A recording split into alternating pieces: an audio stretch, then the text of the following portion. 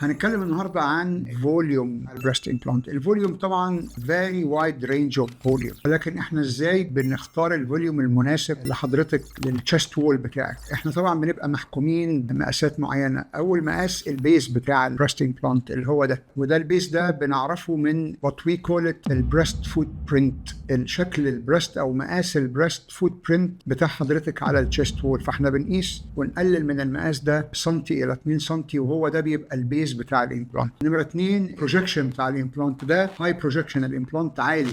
غير ده مثلا بصوا لو هنقارن ده بده، ده لو بروجكشن لو بروفايل، ده هاي بروفايل، ده بيدي بروتروجن اكتر للبريست، ده بيدي بروتروجن اقل للبريست. الحاجه الثالثه ديستنس، دي اللي هي الكيرف بتاع الامبلانت، ده برضو الكيرف ده بيتحدد بالنسبه لظروف حضرتك والمقاسات حضرتك، البعد من الحلمه الى الكريس اللي تحت البريست. فالحقيقه مقاسات البريست امبلانتس فيريبل جدا وبتختلف من واحده لواحده. ان شاء الله تابعونا في الفيديو اللي جاي، هنتكلم عن حاجه ثانيه ومهمه جدا، وهي السيرفيس بتاع البريست امبلانت.